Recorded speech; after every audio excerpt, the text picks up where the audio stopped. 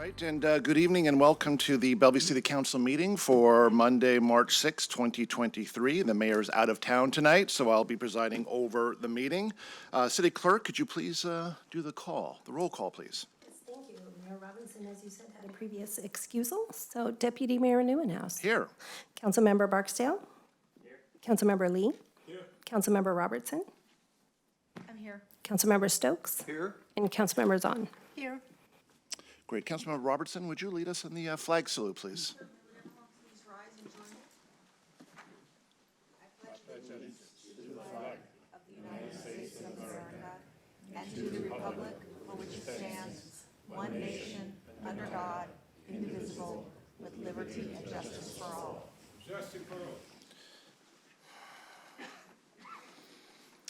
All right.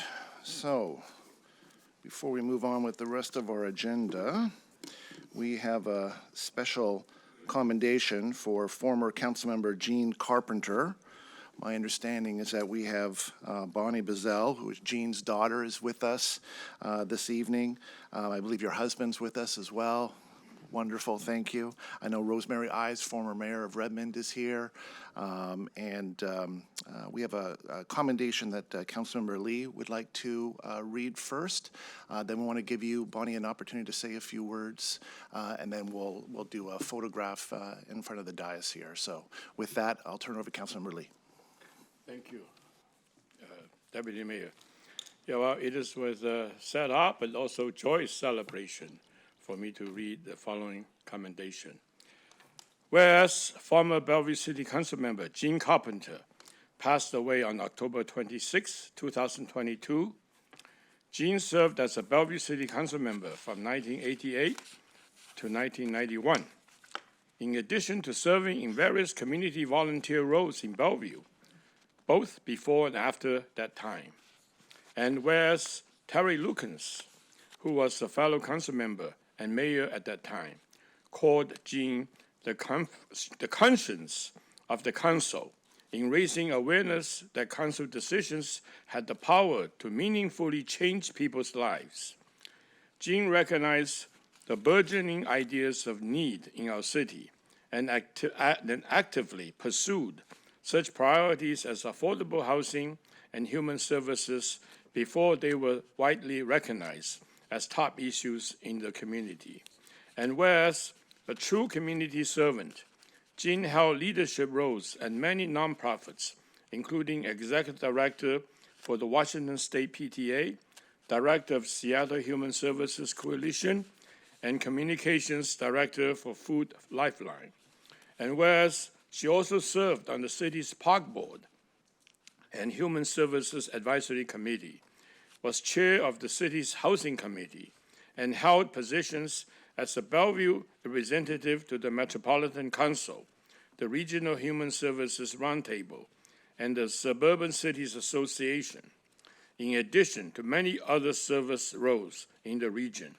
And whereas as a leader who held a deep commitment to making life better for those in need, Jean championed diversity, equity, and inclusion, and was a strong proponent for women's advancement, being named the Soroptimist Woman of Distinction in Community Services in 1991, and Best Diversity Advocate for Bellevue in 2002.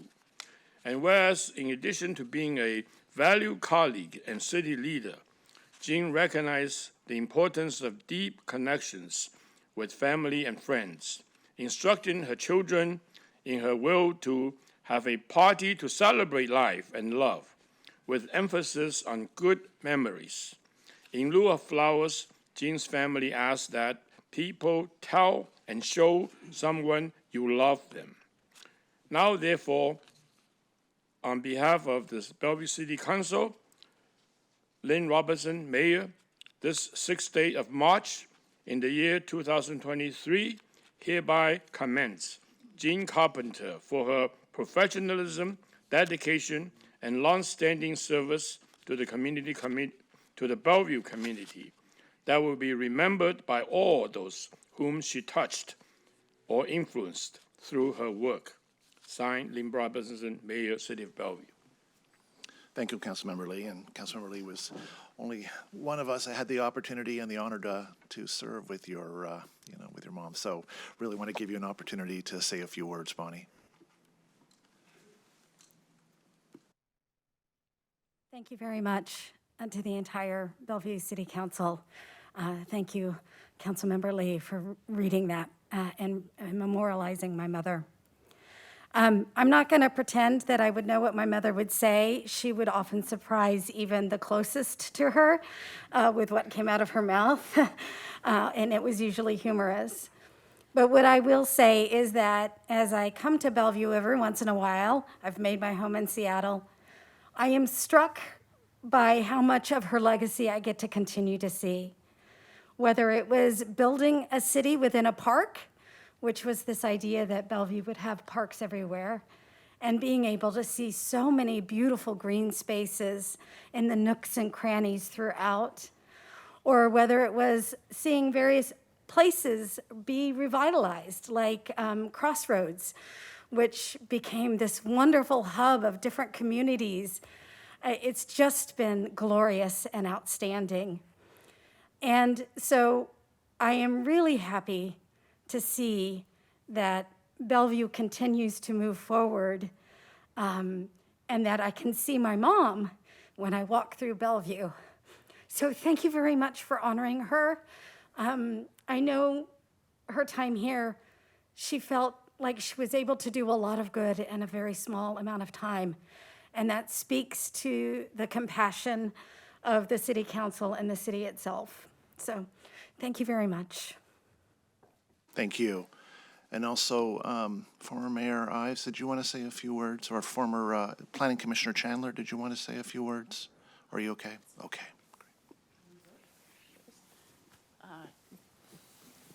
Well, I guess I'm listening to Jean because I'm here to show my love and admiration for her.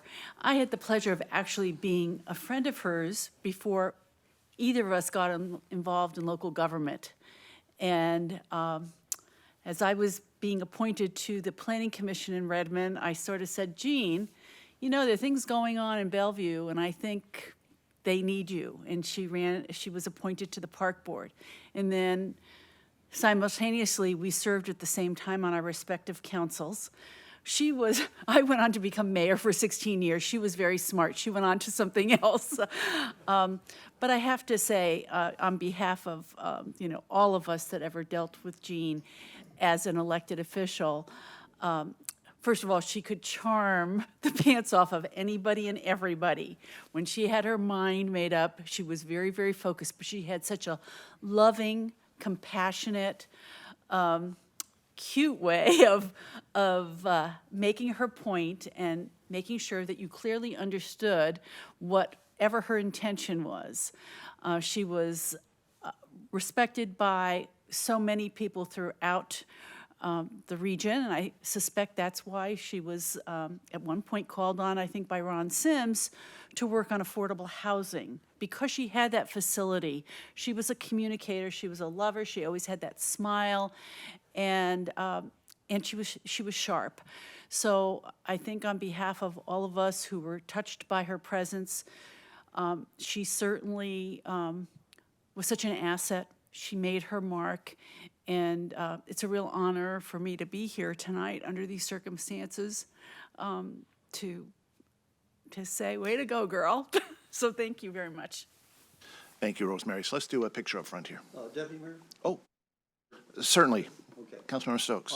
I had with Jean as the when she's the executive director of the Washington State PTA. I was the legislative director and treasurer. Worked with her for a number of years and met her and up at her house in Bellevue, and was there the last when she decided to move over to Vashon. And I met her several times at Crossroads. She always loved going to Crossroads and going to the coffee shop there and everything else. And I agree with all that is said. She's just a wonderful, wonderful person. And she just touched everybody's heart and just did such great things. So I wanted to say she really inspired me and taught me a lot of things too. So thank you. Thank you.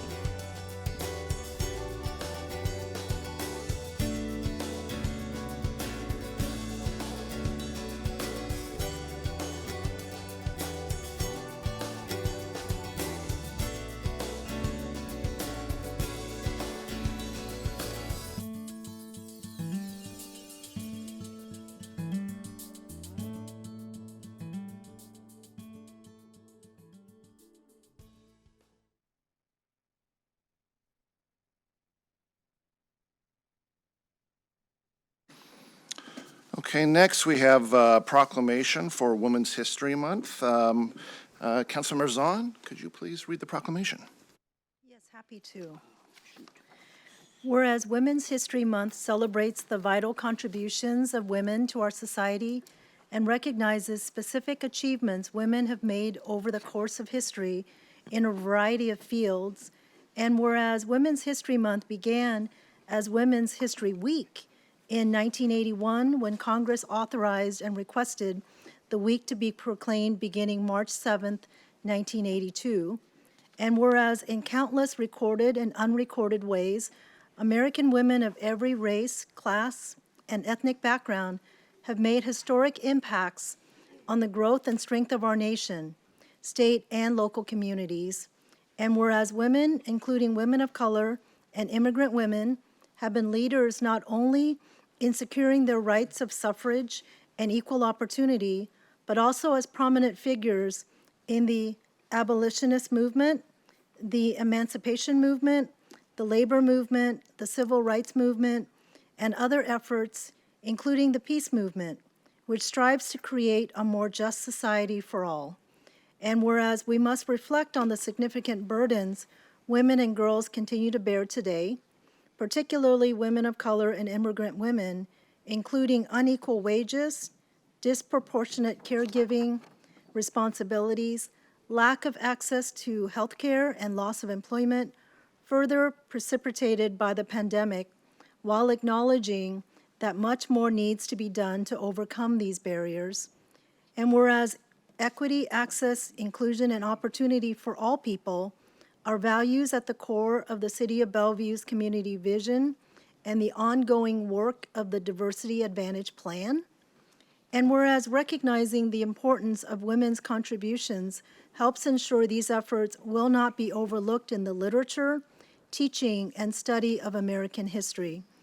Now, therefore, I, on behalf of Lynn Robinson, Mayor of the City of Bellevue, Washington, and on behalf of its City Council, do hereby proclaim March as Women's History Month and call upon all Bellevue residents to observe this month with programs, ceremonies, and activities.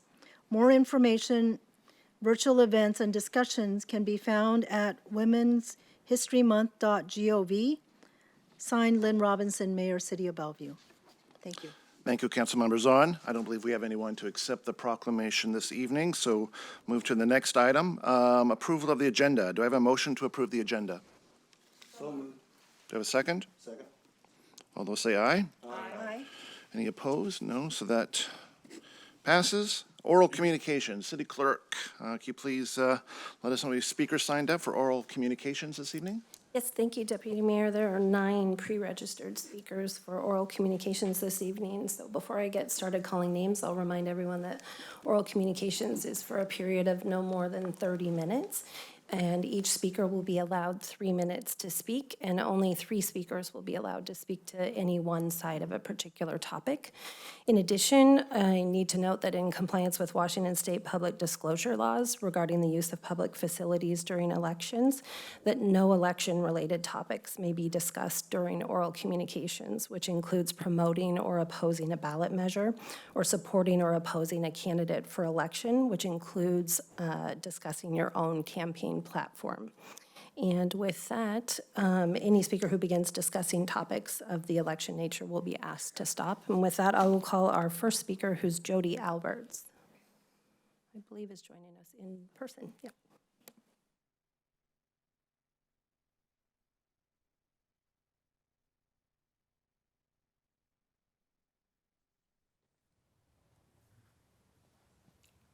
Good evening. My name is Jody Alberts, and I'm the Vice President of Government Affairs for the Bellevue Chamber, and I'm speaking in response to the proposed amendments to Chapter 9.10 of the City Code.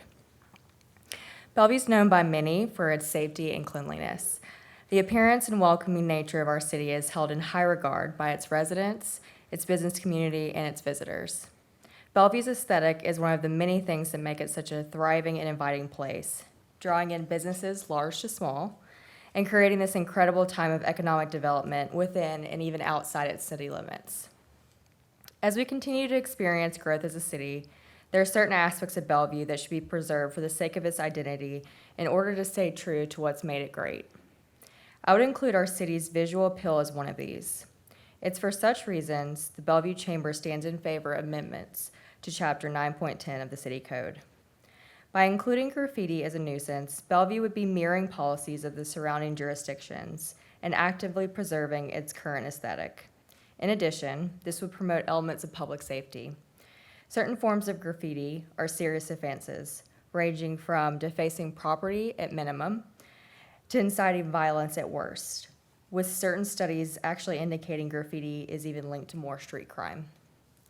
By ensuring property owners have the information they need to comply with this code following defacement of property, Bellevue can maintain its aesthetic and further promote a safe, welcoming environment for all. And it's with that I urge you to support the amendments to this code. Thank you. Thank you. The next speaker on our list is John Carlson.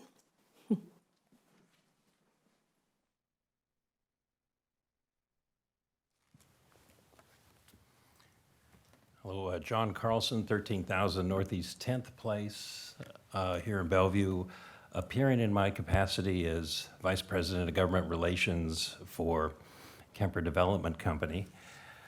Deputy Mayor Neuenhuis, members of the City Council, goodness sakes, Councilman Stokes, I looked at you, I thought I was talking to Ernest Hemingway there for a moment. Anyway, thank you very much for allowing me to testify this evening in favor of the nuisance code amendments. I just wanted to let you know what it was that has helped make Bellevue Square and Lincoln Square and Bellevue Place as successful as they are as an entity, the Bellevue Collection. And that is that Bellevue Place, Bellevue Square, Lincoln Square are safe and they are clean. And the assumption is that if they're not clean, they might not be safe. That's actually the foundation on which the entire enterprise is based. And when it comes to graffiti, which is basically mankind's equivalent of ivy, once it starts, it grows and grows and festers and eventually overwhelms its surroundings.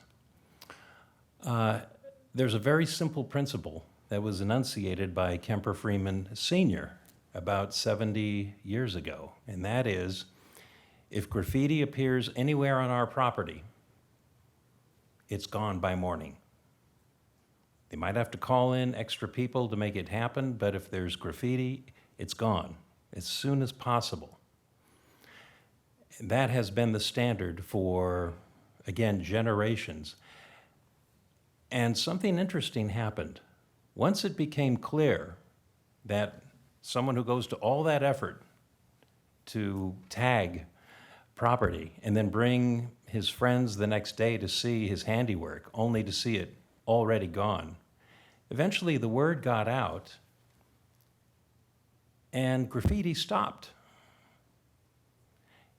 If you want graffiti not to be a presence here in Bellevue, which is a possibility as the city grows, making it obsolete, making it go away as quickly as possible is the best way to make that happen. I commend the City Council for considering these amendments because I think they will deter something that would not be good for the city of Bellevue and its future. And I thank you very much for your time. Thank you. The next speaker is Sally Lawrence.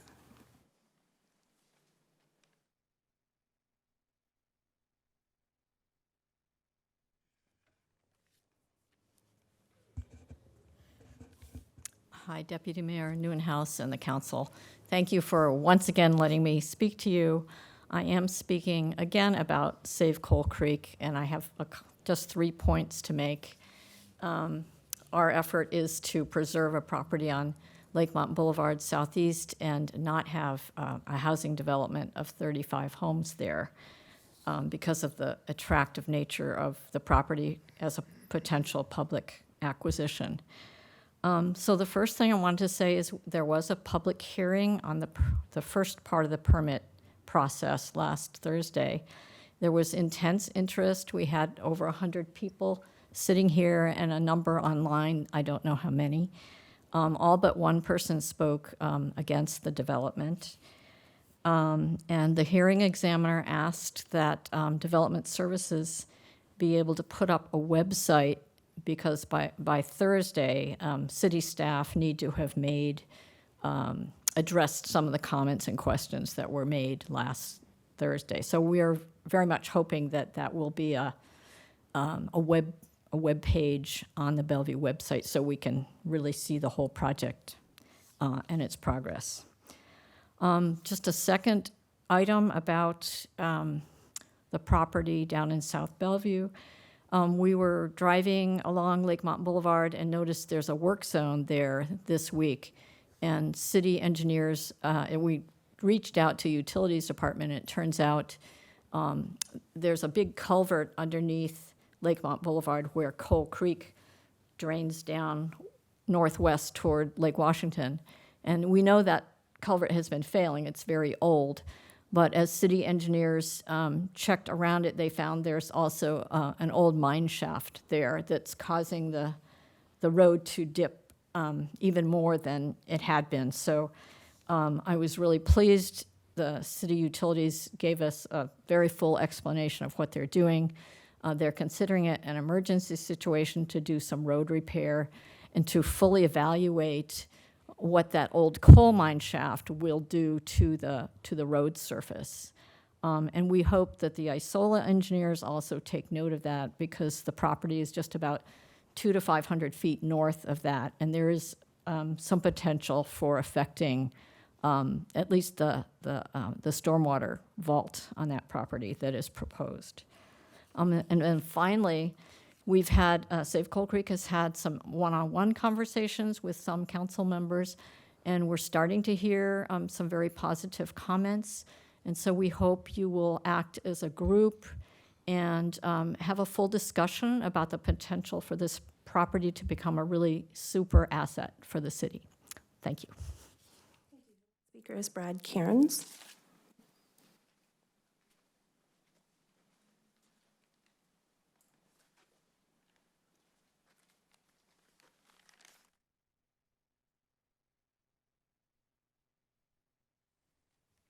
Hello, good evening. Deputy Mayor, City Council, citizens of Bellevue. I have provided a copy of my Defense Department 214 for you to review, so you know who I am. I was listening earlier to Jean Carpenter's legacy, and she was an advocate of affordable housing. And I'm a member of that affordable housing here in Bellevue at 4220 Victoria Boulevard Southeast. I've emailed you each regarding this complex. This complex probably was one that was approved by Jean Carpenter. In 2010, there was a regulatory agreement between the city of Bellevue and a firm called a nonprofit organization, Red Vines One. They're in violation, serious violation of the regulatory agreement with the city of Bellevue, and the details of which are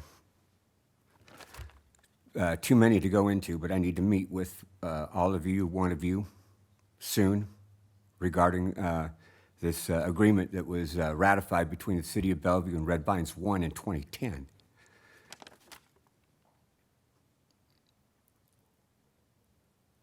My father is State Rep Jack Cairns, 47th District. He's retired now. I bought some property with my VA loan in Pacific. And title fraud was committed on my property. And in my investigation to the source, it turns out that the same people that have filed fraudulent deeds on my property in Pacific are also involved with the fraud that's occurring with the property known as Andrews Glen at 4220 Factoria Boulevard Southeast. They appear to be the same people, and they appear to be defrauding the city of Bellevue. According to the agreement signed in 2010, the city of Bellevue has oversight and has authority to review records at any given time. And I will provide contact information here with the gentleman that I spoke to and signed up with, and I hope to hear from you soon. Thank you. Thank you. The next speaker on the list is Laura Gardner.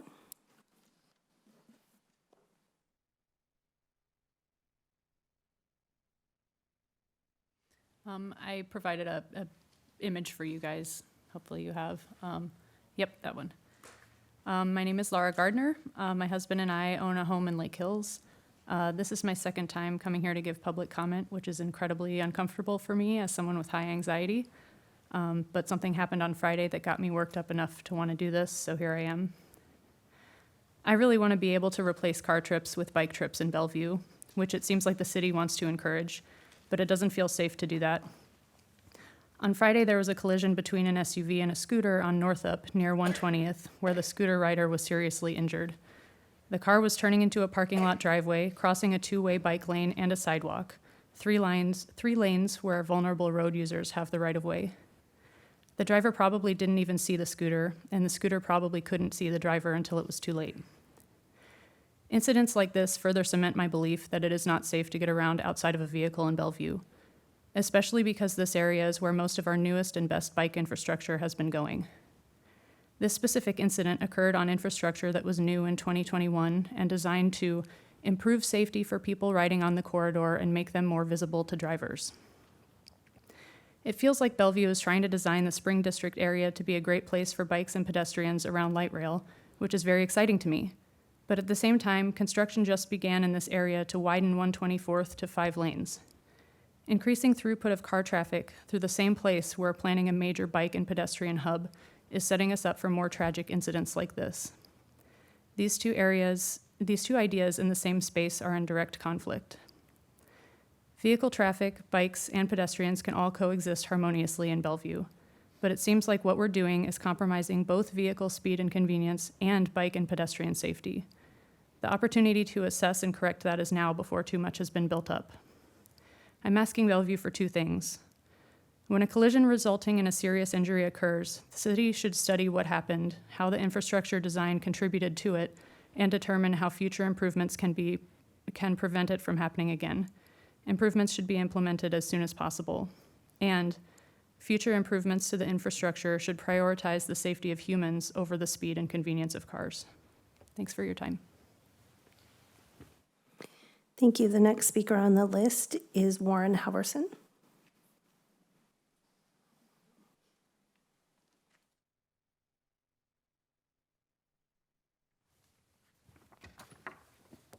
Good evening. My name is Warren Halverson. I live at 13701 Northeast 32nd Place in the Bridle Trails neighborhood. I would like to speak to our objective, our mutual objective, quote, to reduce crime, reduce the fear of crime, and enhance the quality of life for all who call Bellevue home, end quote. I know you've heard from a number of citizens in the last few council meetings. A few days ago on Sunday evening, about 6:30 p.m., my wife and I returned home. There was still some daylight. 2 police cars with flashing lights blocked the entrance to our cul-de-sac. The officers explained that we could not enter because an active burglary was ongoing. As we drove around, we found another cul-de-sac and 3 other streets blocked, while the investigation ensued with K-9 unit. Later, we learned that the burglars involved climbed the 2nd story of a house, cut through the window for entry. In hearing us, the single mother, who was terrified, was downstairs and quickly called 911. It left the whole neighborhood feeling hurt, feeling insecure. Fortunately, nobody was hurt. Fortunately, 911 came quickly. At your November 7th council meeting, you passed a budget which included provision for 16 additional police officers, including policing for light rail. Thank you. At that meeting, you provided a very informative panel concerning the handling of 911 calls, which was outstanding. Thank you. But as we all know, the job of public safety is never done, and all of us can do better. With these experiences in mind, I believe police officers are doing the best possible job they can. But I ask, are we? Are you? Recently, Como conducted a poll concerning public safety. The most significant conclusion they emphasized was 93% of citizens polled believe that recent changes in policing procedures are making crime worse. So I ask that the council review practices and procedures resulting from the 2021 protest and defunding the police movement to determine the effects of those measures and to modify those measures, if appropriate, to the best practices. So I ask that the council provide an update to the budget presentation explaining where we are in adding those 16 positions and 8 vacancies, and sharing with the public recent safety results at an upcoming council meeting. In closing, I want to thank you for your continued support and efforts to improve our quality of life and keeping Bellevue a safe place to live and visit. I too hope to see you at the City of Bellevue Police Safety Forum on March the 14th, 6 to 8:30 at the North Bellevue Community Center. Thank you very much. Thank you. The next speaker on the list is Patrick Satyanathan, who is, I believe, joining us online. Mr. Satyanathan, can you hear me? Yes, I can. Can you hear me? Yes, we can. Your time begins now. Thank you. A brief introduction again. My name is Patrick Satyanathan. I've been a resident of Bellevue since 2006 when I moved here to work for Microsoft. I no longer work for them, but I continue to live in Bellevue and specifically in the Crossroads region. I have two questions for you. Both regarding police operations. And I am fortunate that the previous speaker also had some concerns about policing. My concerns are from the opposite end of the spectrum. To clarify, I like living in Bellevue. I believed it was a safe and beautiful place, as has been mentioned here before, full of parks, greenery, very safe place mostly. And that opinion only changed in 2018 when I had a series of unfortunate encounters with the Bellevue police. And that leads me to my question, which I asked in a prior meeting, but then I did not do so with by registering first. This time I have. So here's the question. Why don't the Bellevue police have body cameras? And if you ask me why, I would like to say that it's because it seems Bellevue is a wealthy city. It is a wealthy city, home to many tech giants, including Microsoft, part of Microsoft. But you don't have the budget for body cams. And the reason I ask is because you seem to be able to afford to provide creative writing classes to the Bellevue police, of which I have many examples, incident reports, which have been very creatively written, but are fiction, mostly. Large parts of are fictional. And that would have been prevented if the police had body cams. My last encounter with them, I asked them, why don't they have body cams? They said, city cannot afford it. Fortunately, since I had discovered this fact that they don't have body cams, I have provided my home with a set of security cameras. And that kind of restrained them the previous time. And the second question, it seems I don't have the time to get to, but it is also concerning policing. I will probably ask this the next time. And will there be an answer to my question? How does this work? This is the first time I'm asking a question. Thank you. Thank you. Our next speaker is Joe Kunzler, who is also joining us online. Mr. Kunzler, can you hear me? Yes, I can. Can you hear me? Yes, we can. Your time begins now. Thank you, Clerk. Joe Kunzler here. Like before, I'm discussing your public comment rules. I appreciate the mayor's response and everything. I haven't heard from your clerk and city attorney. But I just hope you ask yourselves a very simple question this evening, in case this troubled individual comes back before you. As he's a candidate for office, I'm not going to name him. Why don't you simply copy the Bellevue School Board rules that work so effectively and no trespass him for 6 months for hate speech and do that? Or do you not support your own school board and support you know who instead? That's the way I look at it. I could be wrong, but I thank you, those of you who've spoken out against hate speech, because enough is enough, and we need a more inclusive society. And we need to stop talking at each other, and we need to start talking and listening to one another. We need to heal after Trump and Zimmerman and the COVID and Iman and the rest of these past 24 years, counting Tim Iman, 24, 25 years of political division, and really build back better. So I will give you back the rest of your time. I know the pattern's almost full. Thank you for your help, service. Thank you. Our next and final pre-registered speaker is Alex Zimmerman.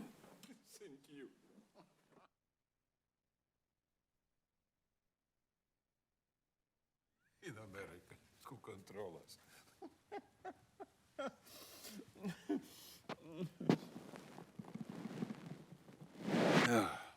Sorry, sick man, oh, sick man. Yeah, Zichail, my lovely best friend consul. My name Alex Zimmerman, and I candidate for ship to the moon. First ship to the moon, yeah, my first ship to the moon.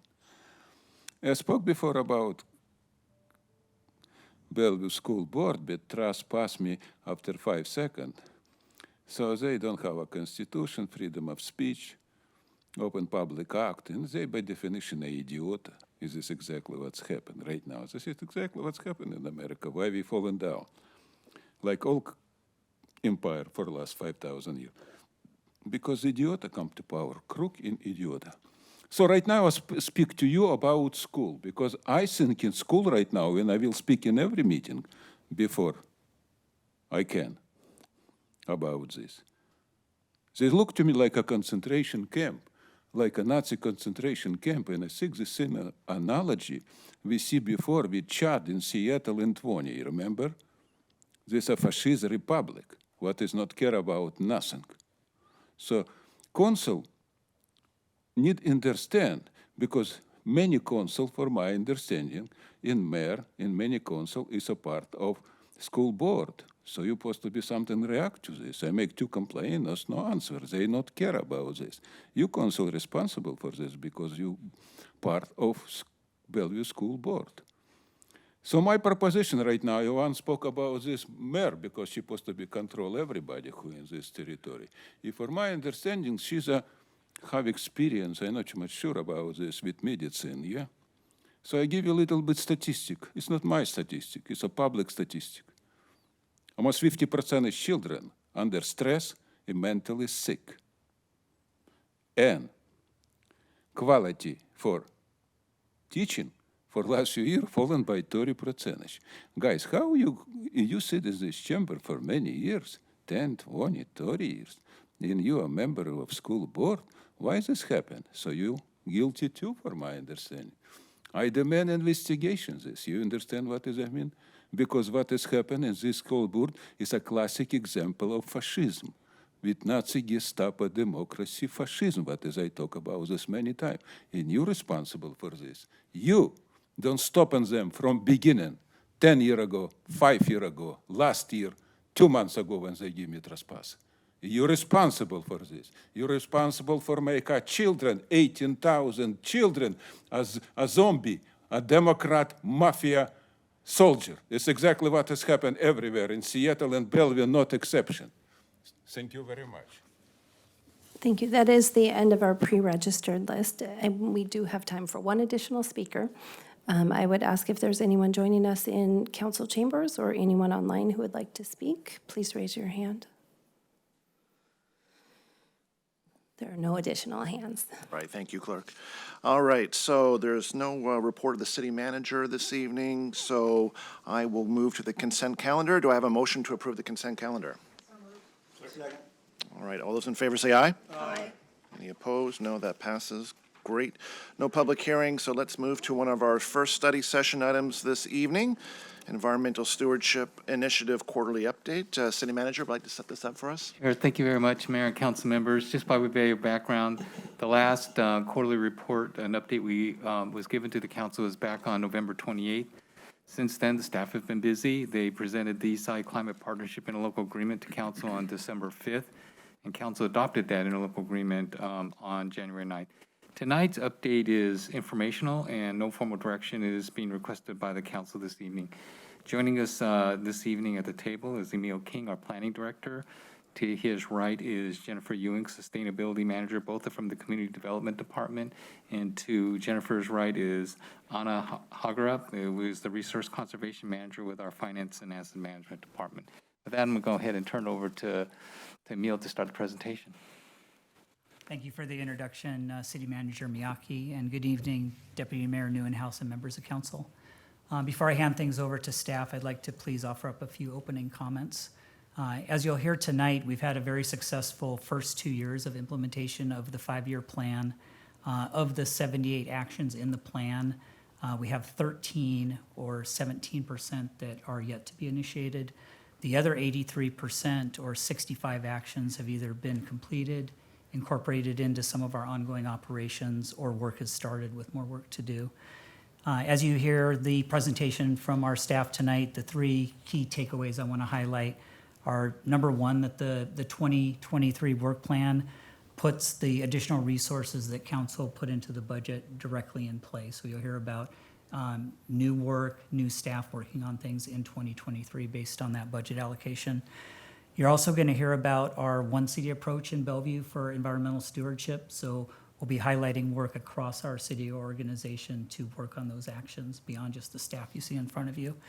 And lastly, that the ESI success is going to be truly a partnership between the city and what we can do, but also with the community, and that includes the residents, nonprofits, and businesses. So with that, I want to hand it over to staff to do a brief presentation for you tonight. Thanks. Great, thanks, Emil. Good evening, Deputy Mayor Neuenhuis and members of the council. Excited to have our first quarterly update with you all this evening. Again, tonight's presentation is for information only, and we'll be sharing a kind of quick recap of our accomplishments from last year, and then talking more about our work plan for this year, and also talking a little bit about some aspects of the comprehensive plan update related to climate and sustainability, to just kind of give you a sense of how we're looking at some of those issues and opportunities. So to start first with some accomplishments we want to highlight, we'll talk about both accomplishments for our citywide actions in the environmental stewardship plan, and then Anna will talk about accomplishments for our municipal operations work. A lot of last year was really kind of spent laying the groundwork for things that we look to kind of build upon and expand on this year with the additional resources. So we launched new energy efficiency programs and really worked to scale those up. For commercial buildings, we have the Clean Buildings Incentive Program, which is helping larger buildings over 50,000 square feet in Bellevue comply with the Washington State Clean Buildings Act. We've heard a lot of great feedback from the business community and property managers and building owners about this program, and how we're just helping them understand this really complex law and get them started in compliance. It's really a multi-year process to comply with this law, and several other cities in the state are really using our program as a model. We have about 100 buildings that we've done the energy benchmarks on, and another 80 or so in the pipeline, and still have room to take on more buildings. So really looking to continue to recruit buildings, especially want to bring in buildings, that are owned or operated by nonprofits or affordable housing properties. Really get a nice mix of properties in there. And then on the residential side, the Energy Smart East Side program we launched last year. Excited to keep moving forward with that this year with the additional resources. We also received a grant from Washington State University through their Community Energy Efficiency Program. And with the passage of the Inflation Reduction Act at the federal level, there's a lot of great new incentives for residents to take advantage of to make their homes more energy efficient that really will help to bolster this program. So looking forward to, did a lot of great work last year on that, and then looking forward to continuing to build on it this year. In terms of natural systems, probably one of the biggest milestones was getting the tree code update launched last year. I'll talk a little bit more about the plans for that this year. We had our second annual tree giveaway last fall where we distributed 1,000 trees, and we did a follow-up survey of the participants in that program and found that a little over 60% of the participants would not have planted a tree, were it not for our program, and another 25 or so percent were, maybe going to plant a tree. So I feel like the program's really making a difference in kind of getting people to take that next step that they maybe wouldn't have taken. So that was great. And then the last thing to note is we've been doing a couple other studies to really support the comprehensive plan update. We're working or started the climate vulnerability assessment, which we'll finish up this year, and then also did a study of research and best practices around land use planning near freeways and associated air quality considerations. So looking at incorporating those two studies into the comprehensive plan update, and then also received a grant from the Department of Commerce to support early implementation of climate related policies in the comp plan update. So that's just kind of a handful of our accomplishments for the on the community side, and then Anna will talk about some of the work we've been doing on the municipal operations side. Great. In 2022, we were awarded $100,000 in grant funding for a solar rooftop array right here at City Hall. We were also awarded $129,000 in grant funding to complete an HVAC fire station upgrade. Last year, that was also completed. That's reducing our energy use at that facility by 61% annually. We were also awarded a grant to install electric vehicle charging stations at our Bellevue Service Center. We completed a project that converted our lighting at Bellevue Service Center to LEDs, so that reduced our annual energy use at Bellevue Service Center by 61%. We are also in the process of wrapping up an audit that we started in 2022 to retrofit Bellevue Service Center to comply with the Clean Buildings Act, like Jennifer has mentioned. We've submitted an application for an early adopter incentive program to offset the cost of retrofitting that building. We also are expanding the solar rooftop array at Bellevue Service Center to incorporate more renewable energy at that facility. We've also completed a renewable energy micro turbine project at Lake Hills that's powering one of our largest water pumps at that facility. We are also working on an engineering design at both Bellevue Service Center and City Hall to install the electric vehicle charging infrastructure that's needed, as well as the station. So we completed the Green Fleet strategy. We're moving forward with the next step, which is that engineering design. So those are a lot of the work that we've done in 2022, focusing largely on buildings and transportation, which you've heard before are our largest sources of greenhouse gas emissions. So we are focusing on those projects to make an impact as quickly as possible. Oh, and then the fire truck. Right. Yeah, in 2023, we were awarded a grant for electrifying our fire engine. So we are starting that planning effort. So that's part of a 2023 work plan and accomplishments. So. Yep. Great, thanks.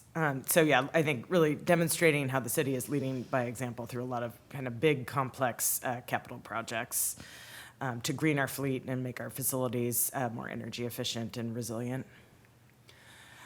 So now to shift gears and talk a bit about our work plan for the year. So like I mentioned, a lot of the work for this year, some of it will be really kind of building on work we started last year with our energy programs. So really looking to scale up the Energy Smart Eastside program and the Clean Buildings Incentive program, and just, trying to get as many sort of buildings and homes into those programs and reducing their energy use. Also, especially for the Energy Smart Eastside program, looking for opportunities for additional funding to help grow the program through different federal and state grants. And then also with the additional resources that council has allocated, really looking at starting some new programs. So we have been focusing our work around energy efficiency in existing buildings in the community. We'll also start looking at how we can further incentivize green building for new construction. Looking at, how we might in particular do that for affordable housing properties, but also kind of more broadly. But I think we see a nice opportunity in particular with some new affordable housing properties. And then also want to look at how we can further incentivize and provide support for rooftop solar for our residents. So either restarting a Solarize campaign like we did in the past, or something similar to that to help our residents understand and learn about some of the nice federal and state incentives for rooftop solar. And then some other newer or new projects on the land use and mobility side. For the Wilburton neighborhood, as part of the Wilburton Vision implementation, we're going to also do a study around opportunities for an eco district there. So there's some interest from some stakeholders on district energy in the neighborhood, which we're excited about looking at exploring. That would be using the waste heat from the sewer as a means of heating buildings, but then also looking at other opportunities. There's several different frameworks that neighborhoods can use for neighborhood level sustainability. So working with the stakeholders there to kind of build support and see if we can move that idea forward. And then also with the new resources, developing an electric vehicle roadmap to help us identify the EV charging infrastructure needs and other areas where the city might be able to provide support to help our residents and businesses electrify their vehicles. And then, let's see here, on the natural systems and the waste side, for the tree code work, that's probably one of the bigger undertakings for the year. The team is just working on kind of finalizing plans for outreach and engagement, which will start at the end of Q1, early Q2. And then right now the plan is to come back to council in May, I believe. So really getting going with the outreach and more of the technical work in the next couple of months. So excited about that, and definitely know there's a lot of interest from the community on that effort. And then continuing with some of the other work we've started with the tree giveaway, some of our outreach and education, and utilities will wrap up the watershed management plan. And then with our recycling and waste outreach and work, a big focus on helping businesses and organizations get ready to comply with the Washington State Organics Law, which requires composting at commercial facilities or organics collection. So helping buildings get ready for that so they can comply by the January 1st, 2024 deadline. And then continued support for multifamily properties and other buildings, especially offices where staff are starting to return to the office, and maybe some of their waste practices kind of fell by the wayside a little bit during COVID. There's kind of a need to revamp some of that at some workplaces. In terms of municipal operations, the priority in 2023 is going to be the Bellevue Service Center to get it in compliance with the Washington State Clean Buildings Act. So we will be focusing on hiring a project coordinator to help with the implementation of those projects, which includes an energy retrofit of the building, expansion of solar, adding a transformer to support the electrification of some of our HVAC systems and our fleet. So those are three relatively big projects at Bellevue Service Center, which will be the priority since compliance is 2026 of June. So we also will be expanding the solar rooftop at Bellevue Service Center to offset the need for additional electricity to serve that building. We will also be focusing on installing solar at City Hall, including a roof assessment to make sure that it can support that for the lifespan of the solar systems. We also are working on upgrading the building envelope at 3 fire stations this year to improve energy efficiency at those buildings. We are also completing 5 LED lighting projects at fire stations this year. Again, as I mentioned, buildings and transportation are one of our largest sources of emissions, so we are focusing on buildings that are below the energy use intensity threshold to prioritize and get them into compliance with the Clean Buildings Act. Great. So to accomplish all of this work, we just wanted to, really reiterate that this is a one-city effort. These are the primary departments involved in implementing the plan, but really every department at the city has a role to play, especially in achieving the goals for our municipal operations. So we are adding resources in community development and in finance and asset management to support the implementation of the plan. In community development, adding staff resources and budget really to support energy programs, climate programs, sustainable land use and electric vehicles, and our urban forestry work, and then in finance and asset management, the additional resources for primarily building energy efficiency projects and greening the fleet.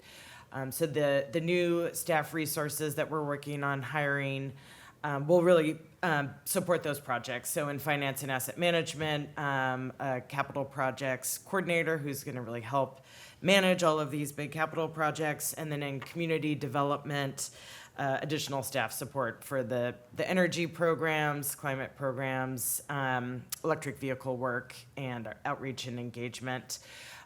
So yeah, we're excited to be, bringing on some new staff, but also want to recognize and acknowledge that, a lot of the work in the plan is really being led by these other departments and teams in those other departments doing really important things. So just wanted to give you a sense of that. And then, like we mentioned earlier, there's, from the perspective of our municipal operations, great things happening like the electric fire apparatus. The police department has been purchasing hybrid police or patrol vehicles, and continuing to make advances on a lot of different things that maybe don't always bubble up to council. So shifting gears, the comprehensive plan update work is ongoing. Our staff is working with a consultant on the environmental impact statement to look at the environmental impacts of the different land use alternatives.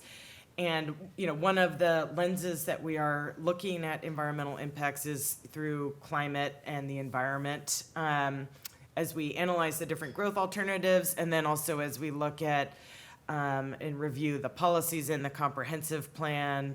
We've heard direction from council, and also, through Vision 2050 and the countywide planning policies. We're looking at and reviewing the climate-related policies, the different environmental and sustainability policies. So some areas where we'll be, considering either new policies or some updates are around the greenhouse gas emissions goal, to update the language there and bring it more into alignment with the countywide planning policies and Vision 2050 and the state policies around that. Also looking at adding some new policy direction around environmental justice and equity and climate resiliency. Some of these topics are sort of addressed in the comprehensive plan, but I think, in the past 10 years since the last major comprehensive plan update, things have, changed a bit. So there's some areas where we see, some opportunities to add some additional language to help with planning going forward. And then finally, also looking at some policies around citing of sensitive uses and considering air quality in our land use planning.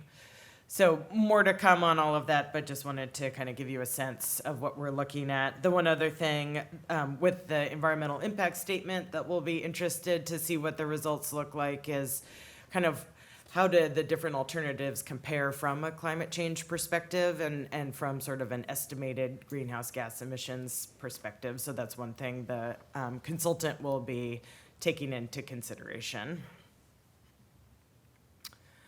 And then, finally, just to wrap things up, we have a few different outreach and engagement opportunities coming up. This week, there's a webinar with the other East Side cities that are part of Energy Smart East Side, also in partnership with the King County Library System and a national nonprofit called Rewiring America, to help people learn about opportunities to electrify their homes and learn about the different federal incentives through the Inflation Reduction Act. Really excited about that. We'll have a town hall for the environmental stewardship at the end of March to share with residents an update on our progress and talk more about our work to come this year. We are relaunching the Bellevue Climate Challenge and looking at, continuing to get people engaged in that program. And then also re-engaging with our stakeholder group, the Bellevue Sustainability Leaders. We'll continue over the next couple months really focusing a lot of effort on hiring and onboarding new staff. And then again, with grants, really monitoring the landscape out there for grants to support our work, as there's really kind of unprecedented levels of funding from the federal government, and then also the state as well. So just trying to keep tabs on everything and make sure we're pursuing the things that are relevant to our work. So that sums up our presentation for this evening. Happy to answer any questions. Thank you. Great, thanks, Jennifer, Emil, Anna, thank you so much for the presentation this evening. Any questions or comments? Good. Councilmember Barksdale, I'll start with you. Thanks for the presentation. Great to see the updates. It's a really small question, I guess. Is there a way to, or do we have a sense of participation from the community? I guess I'm just thinking ways that we can maybe form sort of some collective community around this work, right, for the community goals, if that makes sense.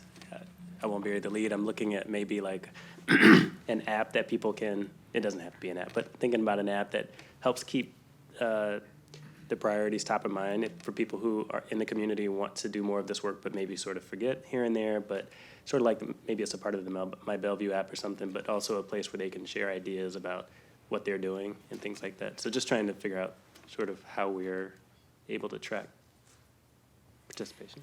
Yeah, I think to a certain extent, the Bellevue Climate Challenge kind of serves that purpose. And I think as we bring on more staff resources, we'll definitely have more capacity to really engage the community on that and help to kind of facilitate some of that interaction.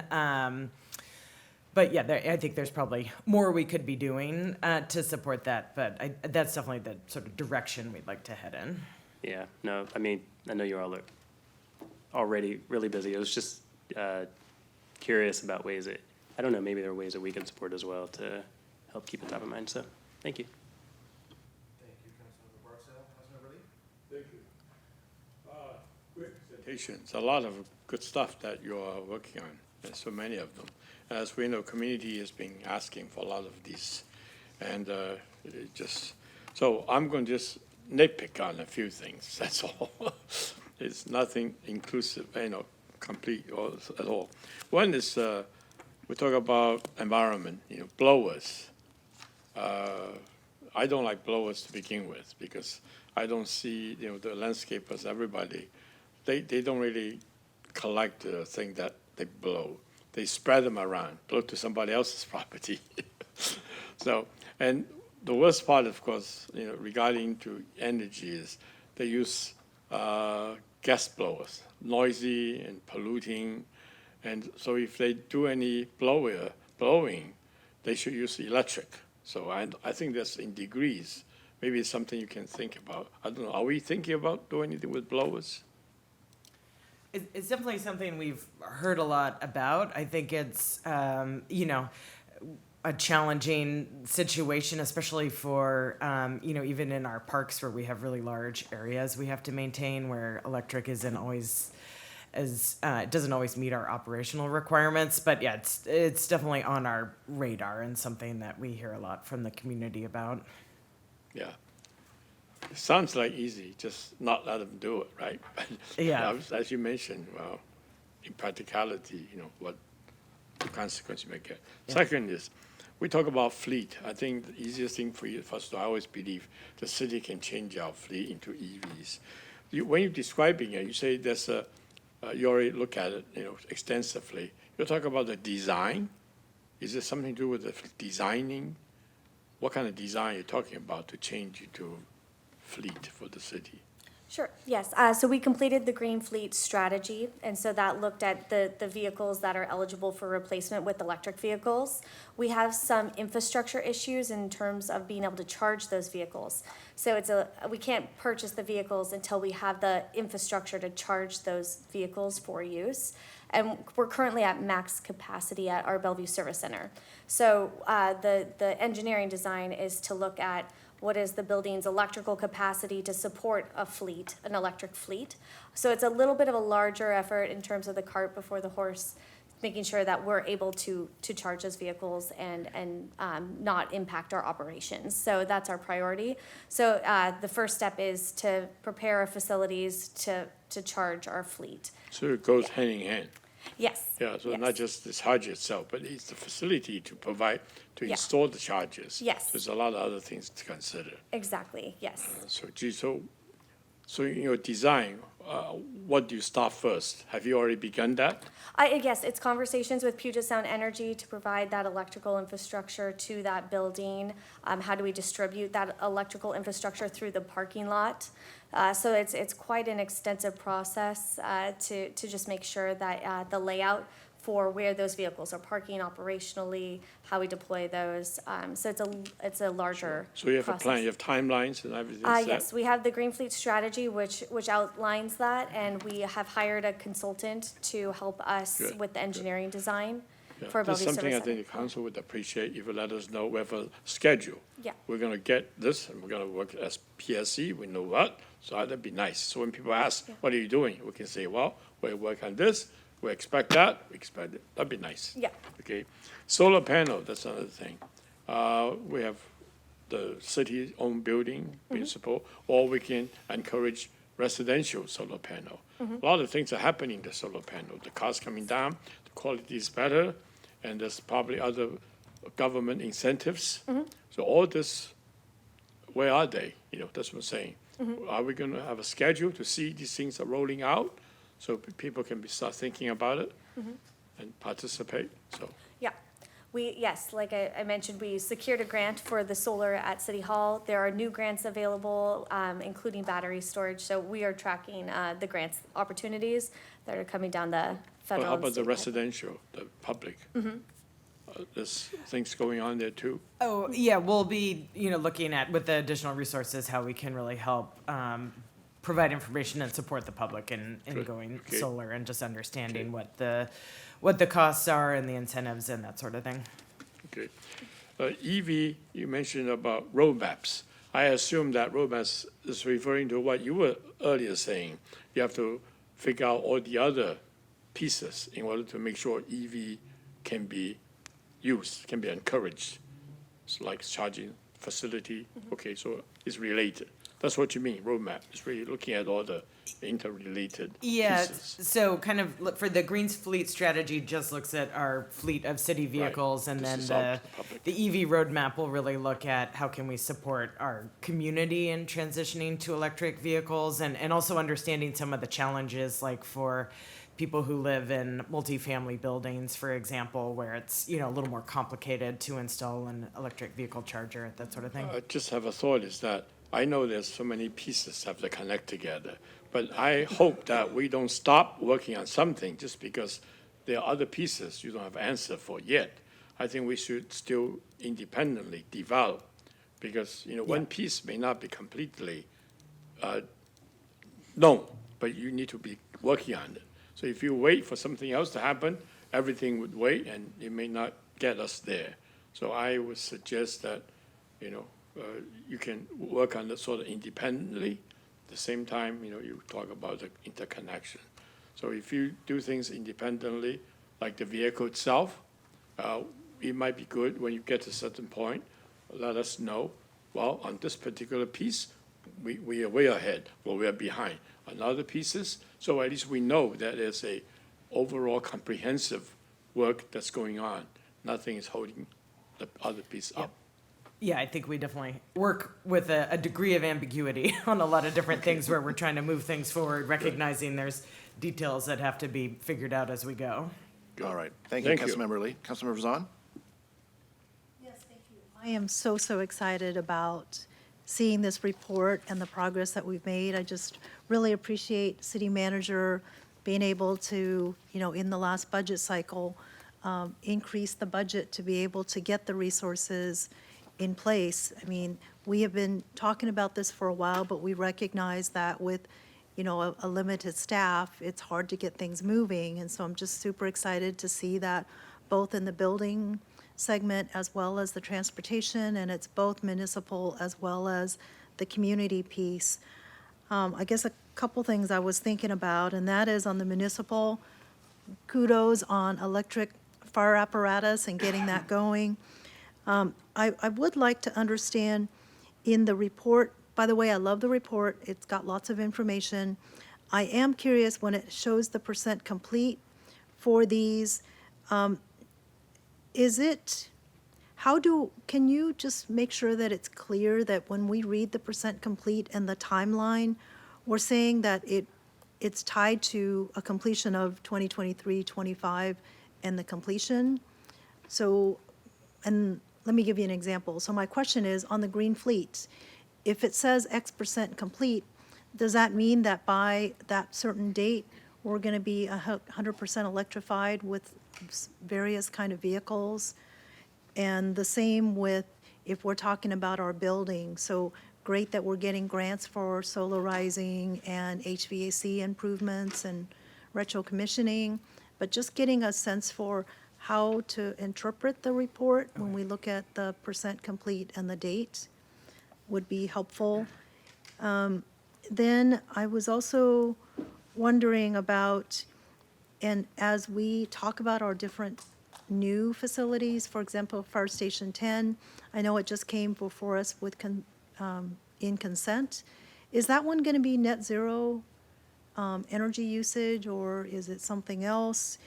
And then on the community engagement, I'm really hoping that we're going to engage with kids. I know that at the high school level, there's sustainability ambassadors, but it sure seems like even at the youngest age, they can do a lot to work on the kind of environmental sustainability stewardship efforts so that it's all hands on deck to get this done, and it becomes more of a community of all hands on deck than we have been, and hopefully as we get more staff, we can make sure that happens. And then just two small comments left. One is, when you talked about the comp plan, you said that we were going to include elements of environmental justice and equity. Are there some examples of, when you say that, what that means? And then when you were talking about LEDs, I remember that we were working on streetlights and getting to 100% LED. I was curious about, did that get done, or are we still on the journey of that? So those were a couple of my questions. Thanks. All right, let's see if we can remember all those. I Do can you want to start, speak to yeah. Fire Station 10? Fire Station Yeah. 10 is pursuing gold certification for leadership in energy and environmental design. In terms of the exact energy reduction amount for that, there might be some energy modeling that's going on, so I might have to follow up with a specific number for that. And then, what was the next question? We are also pursuing salmon safe certification at that, so that happens during the construction process, making sure that we're protecting our streams from runoff, stormwater runoff and things like that, so that's still in progress as well. There's a few other sustainability features from that building, such as geothermal energy is being used, solar energy, green roofs, so there are a lot of sustainability highlights that we can share with you. Oh, that's wonderful. And then let's see what else.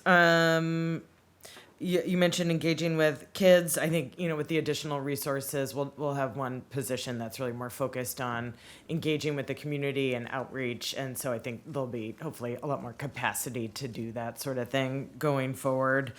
Let's see, looking at environmental justice and equity, that would really be looking at potentially adding a policy or two, that just addresses that issue. So it not so much of an issue in Bellevue necessarily. We're not really probably going to be citing any like big industrial facilities, for example. But I think, adding some language around considering, the impacts of different land use decisions to make sure no community is sort of overburdened by negative environmental impacts, and on the flip side that the entire city has equal access to all the environmental benefits of Bellevue. So I think with environmental justice, we tend to think about it as more certain communities being overburdened with negative impacts, but it really can also kind of mean that making sure that all communities really have equal benefits, or if there's certain communities that really don't have access to environmental resources like say parks, that there's more focus on improving that. So anyway, that would be the kind of policy language we'd be looking at. Okay, Much thank you. shorter than what I just All said. right. Yeah, I was just curious. I Yeah. just wanted that example. Thank you. And to answer your last question, yes, transportation has put in a significant amount of effort to reduce or to convert to LED streetlights. They are at the tail end of that project. There's just a handful of streetlights, a few hundred that need to be replaced, but it looks like the rollout of that will be achieved through the current development that's already happening. So it's one of those opportunities to take advantage of these grants coming down the pipeline, recognizing the work that's already in progress and being done, and kind of collaborating with the private development that's happening with the work that we're doing to really finish that project. But we already have seen a significant amount of greenhouse gas reductions, specifically from street lighting and traffic signals. I can also share that percentage with you too. That's excellent. We Yes. want to celebrate the accomplishments, Yes. right? Thank you. Thank you, Councilmember Zahn. Councilmember Stokes. Yeah, thank you, Deputy Mayor. First, I want to say this is really exciting. I think this is the best presentation about this and what you're doing I've heard, and I know, and I want to, the last couple of years, I know I've raised questions about, well, let's just don't talk about what we have in our plans. What are we doing on them? How are we doing on it? And sometimes it's, well, all I'm saying is I really respect and really like what you're doing in terms of responding, because you're moving from that, this is our planning, and we're doing that, and we're actually making it happen and with this, and that is really good. That's what we need, and you're doing a great job of that. And the presentations are just, it's always good to be better and better, and we all try to do that, and you're just really on a good path, and I appreciate that much. I think a couple of things, and I don't want answers or anything on this, but I would like, long answers, but I'd like to know, particularly focus on the tree code piece and how we're going on that. And that is a big issue right now. And it's something that is intertwined with our whole effort on housing and changes, and and climate change is pushing us. What we had to deal with trees years ago is not the same as now, all these other issues and all. And I hope that, in the tree code updates, and I'm glad you mentioned that, we need to move forward on that. We're getting a lot of pressure from people about, improvement the codes to make sure that people don't continue just clear cut. When somebody, sells their house, somebody comes in, they want to build a new house, or they want to sell their property, and they take the house down, and all these trees around, which provide all the air and all the things we want, are cut down, and they're not replaced, or not replaced with anything, just little small trees. So we're losing, we're still at 39% of our tree coverage, and we're losing on that. And the other thing that comes into play in this is the impact of something like the Coal Creek piece. If you got, I don't know, it's a large number of houses, you're going to lose a lot of trees there and all that. And just hope we're looking at that and be nice to have a look from the environmental side as to what the impact is that going to be, because it's going to be very significant. Now, we have to balance things. I understand that. But again, I think what I'm hearing is you're in a better place now because you've been working these things to look at these things and then help us in making decisions about various things to go forward. And we'd like to get that 39% up higher, and it's difficult with the change. But you're putting things in place we've been talking about for a long time, and I think that's very, very good. And I have to give you credit too, because you're working on something that there's never a goal at the end that stays that way very long, because things are changing, and you're always having to adjust to that. And again, what I'm hearing from your report now is that you're going a long way towards addressing that and being able to shift and work on that, and not just say, okay, this is our plan and this is what we're going to do, and we keep doing it. You have a plan, but it's overall, and you're looking at how we adjust to it. So I just want to give you a very strong support in the work you're doing, and I hope that means we're going to really get some good results out of that. And our goal really is to support that and to provide the funding and the overall guidance, but your work is to make the thing happen, and I really appreciate that. So I don't really have any questions on that, just like for you to think about that in terms of that. But again, this is the best report on the environmental plan that we've had, and so really appreciate that. Thank you. Thank you, Councilmember Stokes. No real questions from me. I really appreciate the update, though.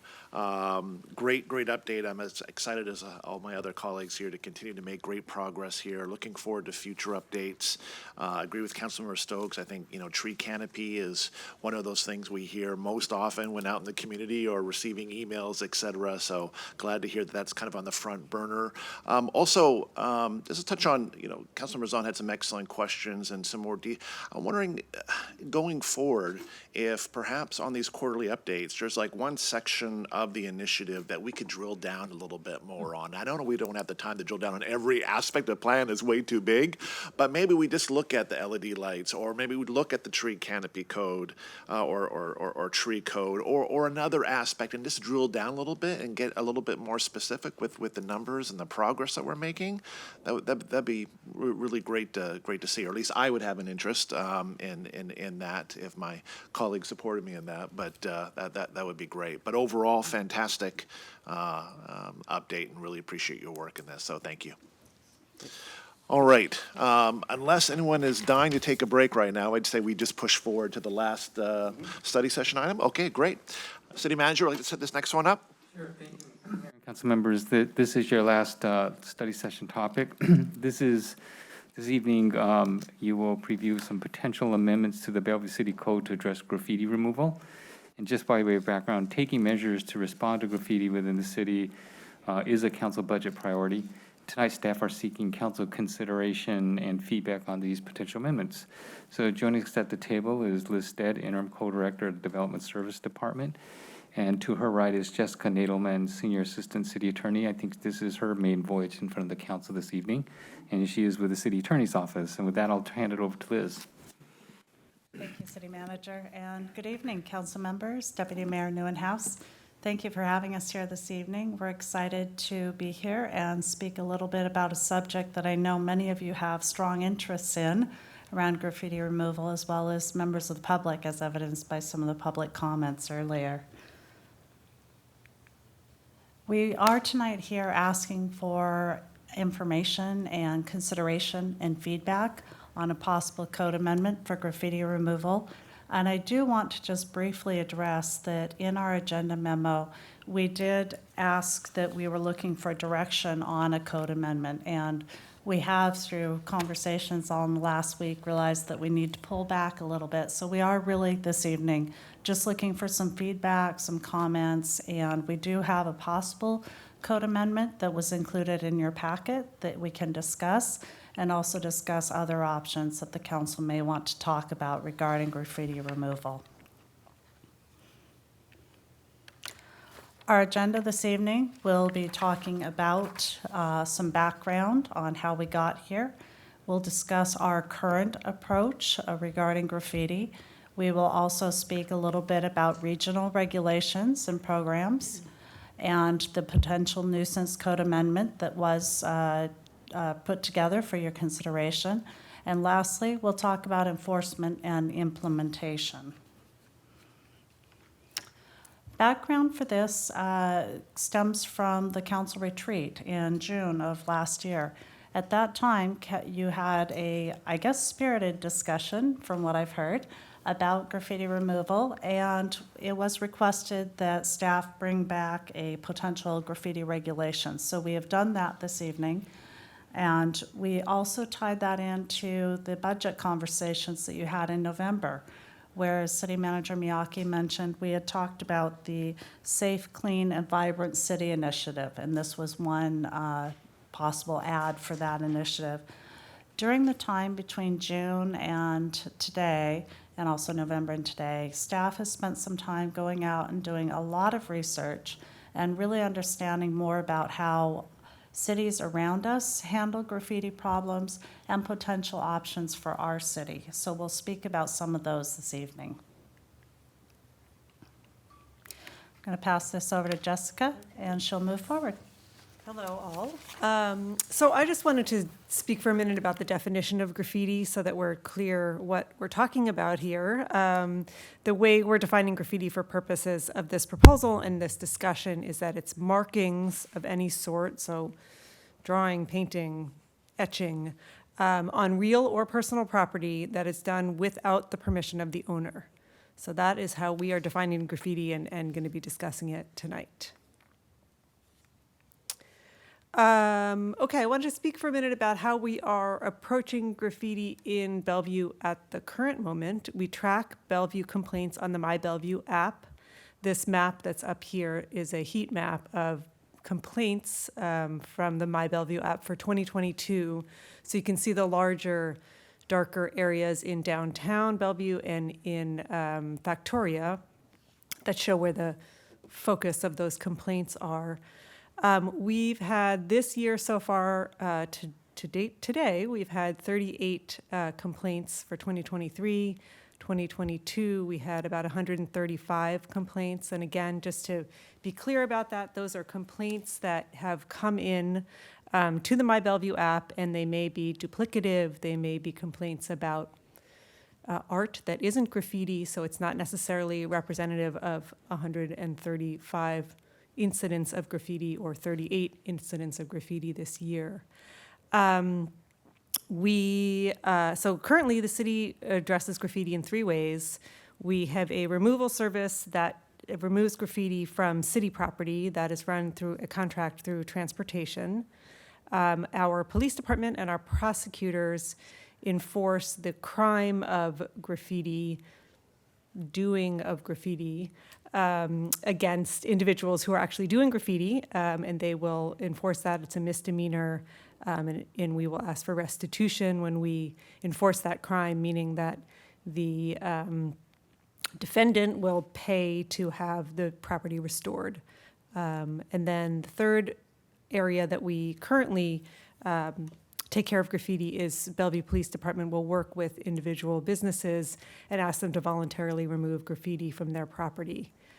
We do not currently have any means of civil enforcement, which is what we are here tonight in part to talk about. So we did, as Liz said, we did look at jurisdictions in this area and across the state, and have found that the predominant approach is a graffiti public nuisance. That's how many cities have handled it.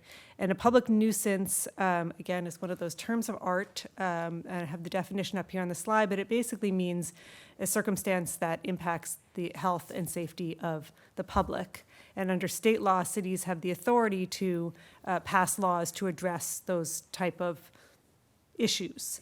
So many cities have passed graffiti nuisance codes in which they have listed graffiti as a nuisance, and that gives them the power to require a property owner to remove the graffiti and be subject to penalties if they don't remove it. And different jurisdictions have used different penalty levels, different jurisdictions have different nuisance codes, and so the timeframes for requiring graffiti to be removed differs throughout jurisdictions. I'll briefly mention that there are some other approaches that we came across in doing our research, quite a few creative approaches. So there are some jurisdictions that have passed additional crimes in addition to the one that I just spoke about, which is a misdemeanor for people doing graffiti.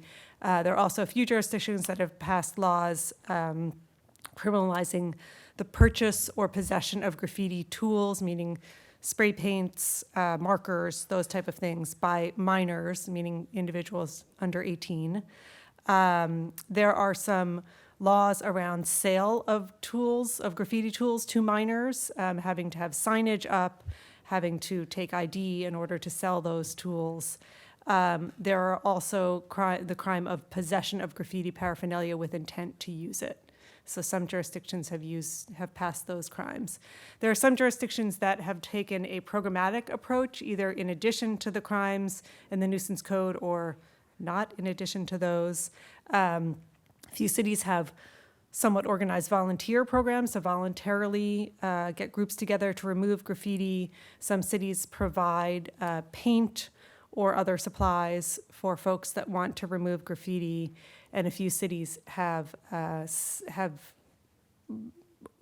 guess, rewards that they're giving for individuals who report seeing graffiti. Seeing someone do graffiti, they will give a reward to someone for reporting that. Again, as I already said, there are a number of variations in terms of penalty limits and time frame for the civil enforcement. So there's lots of approaches. So going back to the nuisance code amendment, which again is the predominant approach and the approach that we drafted a code section for your discussion tonight. The way we'd approach that, if you're interested in going forward with discussing that, is to amend our nuisance code currently to add graffiti to Chapter 9.10 as one of the nuisances. And then we would add a number of definitions similar to what I was speaking about before, that graffiti would be defined as an unauthorized marking.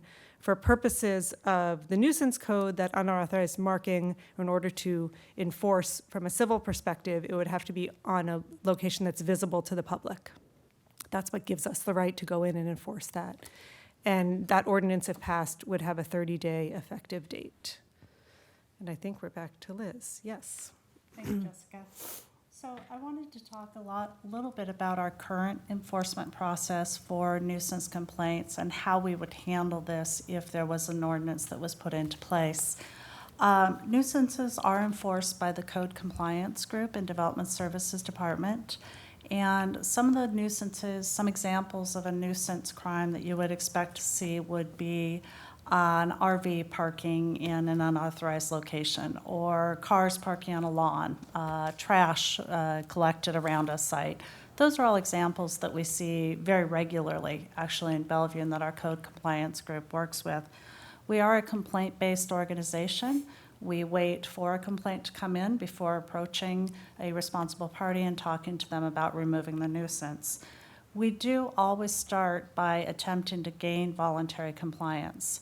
And the Bellevue Code Enforcement Group has a really high track record of positive interactions. And in fact, we really gain voluntary compliance on about 98% of the cases that are reported to us. That is always the first case. Penalties may be imposed after that if voluntary compliance is not met. There is a possibility that a hearing examiner can be involved, and it can go to a hearing where the hearing examiner could affirm a civil violation. Additional penalties could be imposed, and eventually there could be a Superior Court order to enter the property and abate. But again, that is extremely uncommon. That's the 1% to 2% of responsible parties that just are not going to comply for whatever reason. There are many reasons where we find that happens, but very, very rare. In this particular case, we would be looking at providing public education around these code changes, and then also what are the resources to remove graffiti on your property. Code compliance would first determine with the responsible party whether the graffiti was authorized or whether the markings were authorized. If the markings were authorized, it would not be considered graffiti. If they were unauthorized, it would be considered graffiti.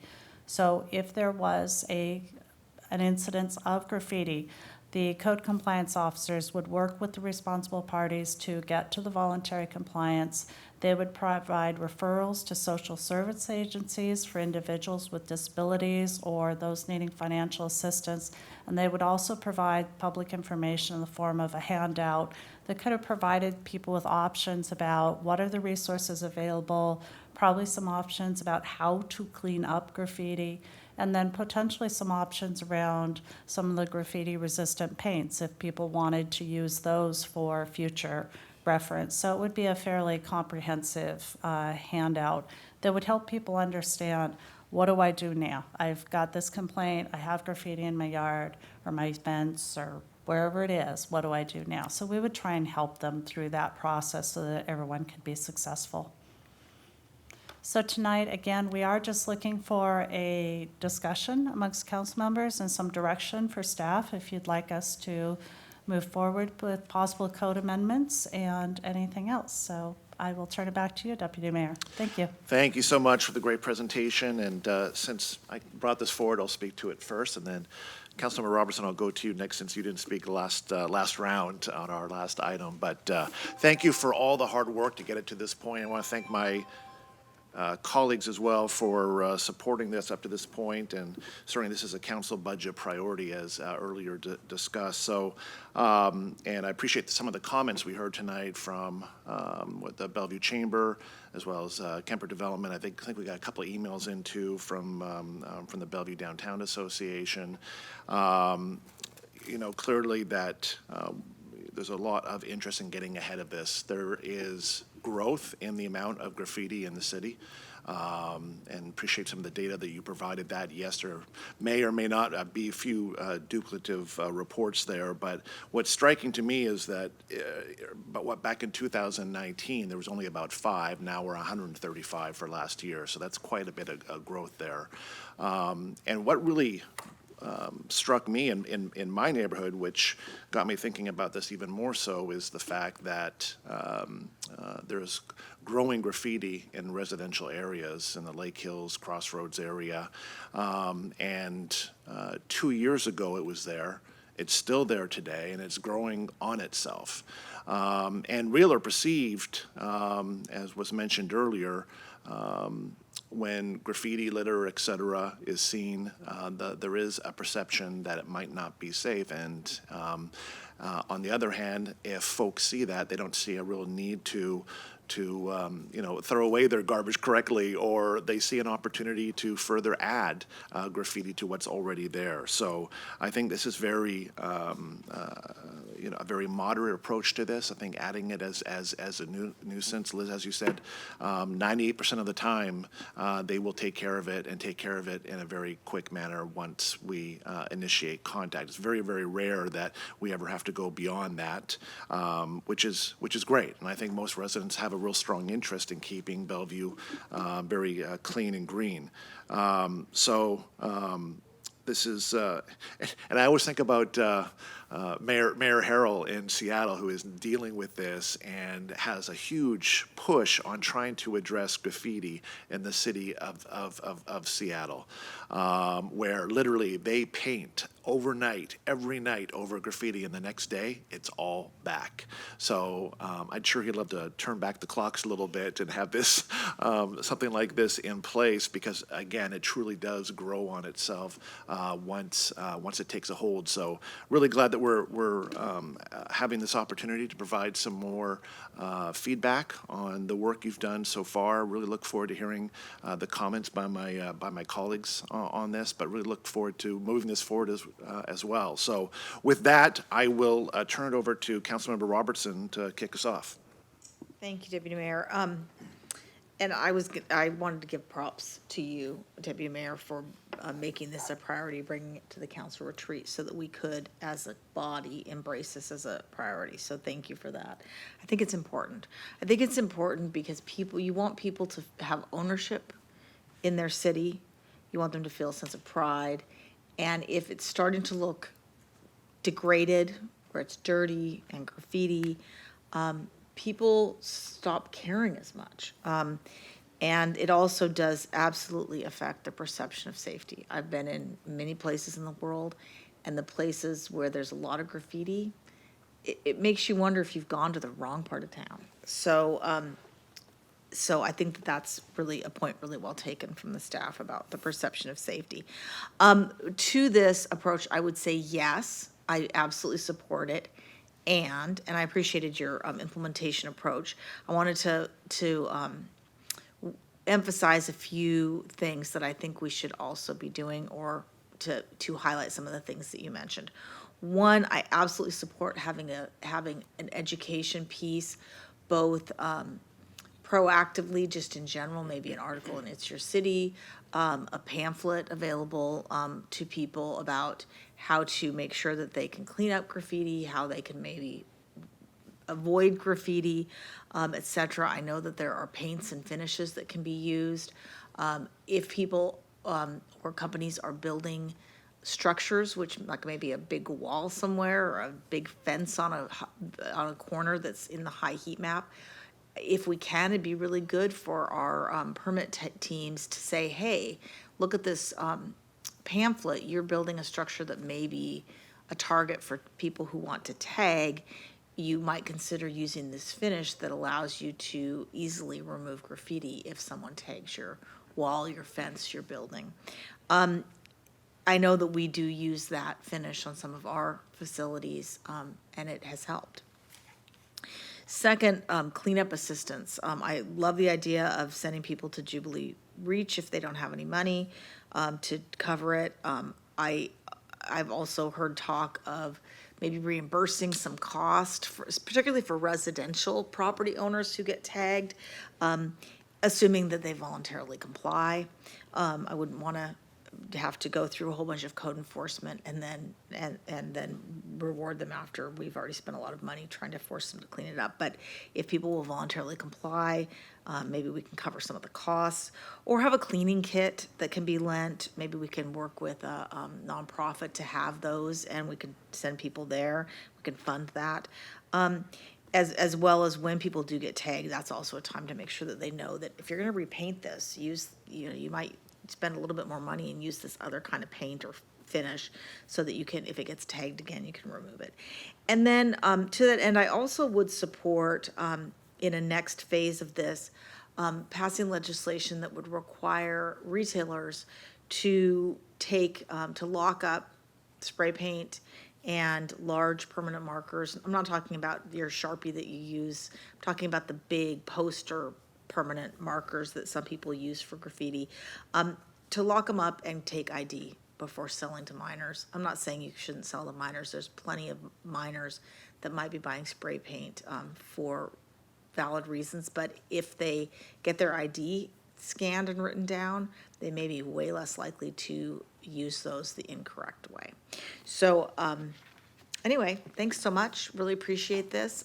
You don't need to respond unless there's something you want to weigh in on, but otherwise, I'm all in favor of moving forward, and I would support bringing this back on consent. Thanks. Thank you, Councilmember Robertson. I'm going to jump around a little bit. Do we have comments here, questions here? Yeah. Councilmember Stokes? Yeah, just a couple of things. I think, it's an interesting issue, and that you could talk about what is graffiti and and paint and all that. But we have, it's, I think it's a rational approach on this. It's a little complex, and I hope we don't get too burdensome. That takes a lot of time, energy, and money to try to deal with this. So I think the approach is good if we can get a lot of cooperation on this.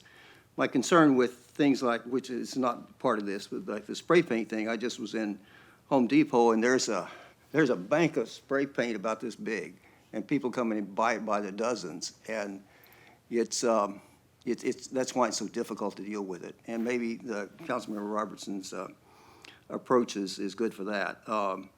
I do wonder about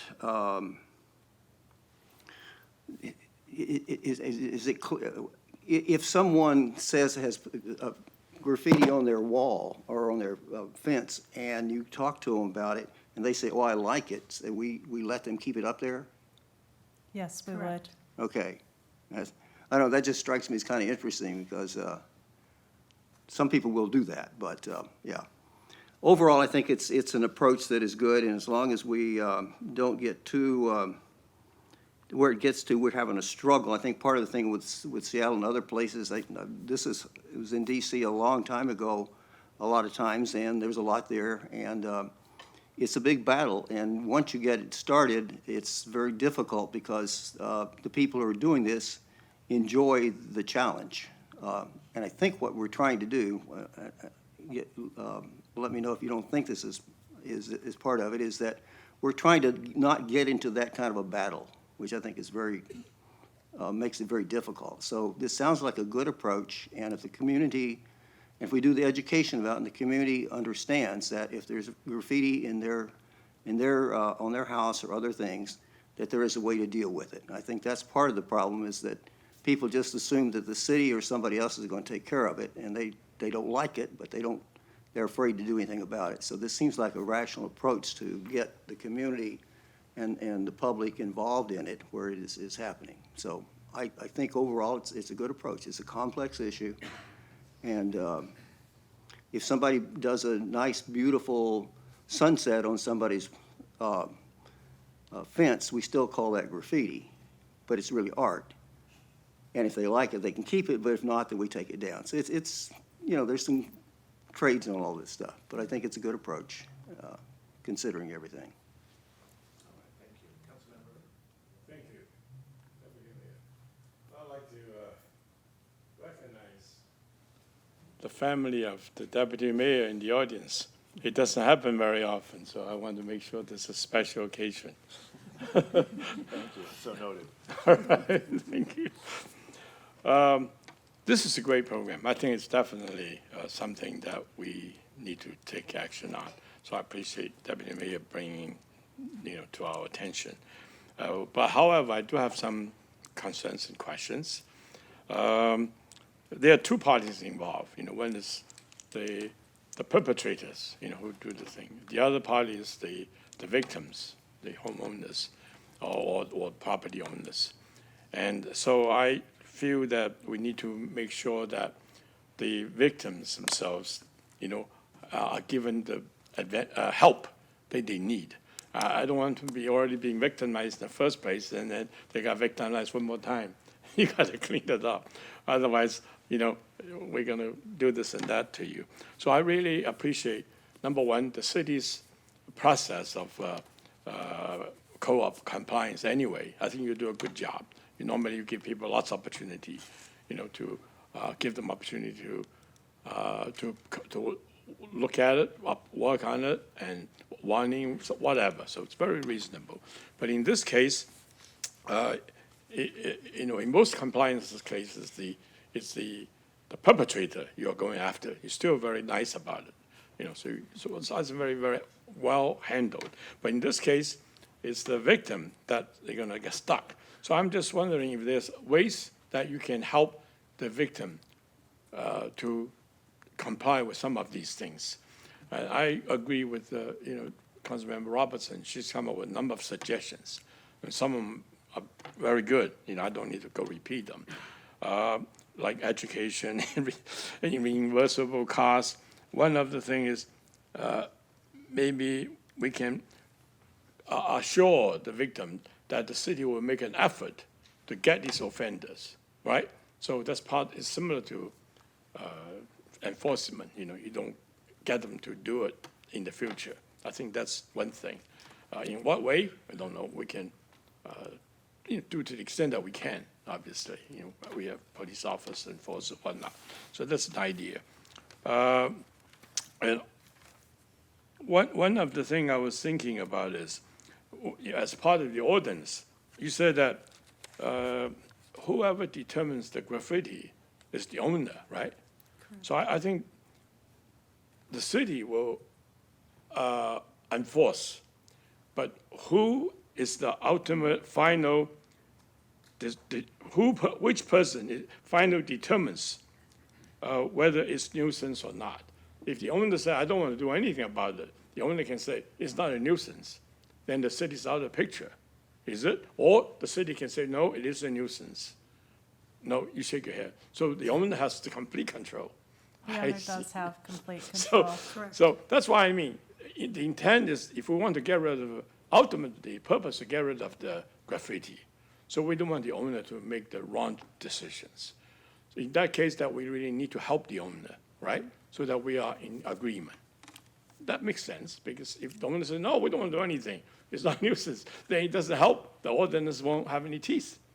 So I think we need to encourage the owners to say, it is graffiti, we want to get rid of it, and what help can the city provide, to accomplish that goal? I think that's the key, go from the positive end.